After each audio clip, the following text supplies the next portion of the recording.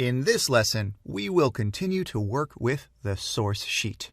As you can see, all financials are broken down by category.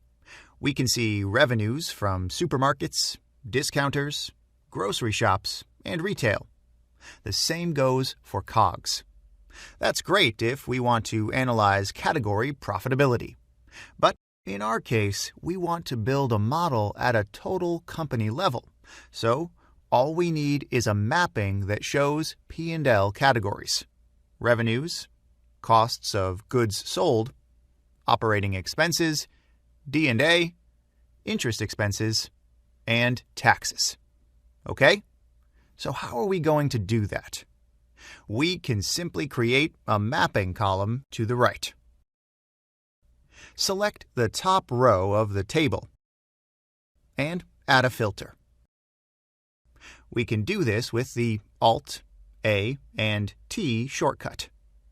Once we've done that, we can filter for each of the P&L items we have here. I will filter for revenue.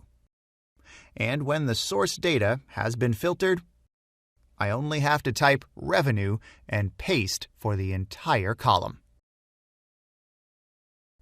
Okay, great. So now I will remove the filter and will carry out the exact same operation for COGS. Please note that I am using the search functionality when filtering. It is convenient when working with larger datasets. All right, I'll paste COGS to the bottom. The exact same steps must be carried out for operating expenses, D&A, interest expenses, and taxes. Adding a mapping to your sheets can be very useful. This allows you to create categories assigned by you. You are not stuck with the original categories you found in the source data.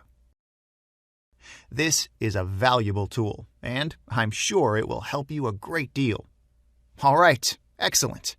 So, once we have carried out the mapping exercise, we will be ready to create an output P&L sheet and use the numbers we see here to fill its historical years. This is it for now.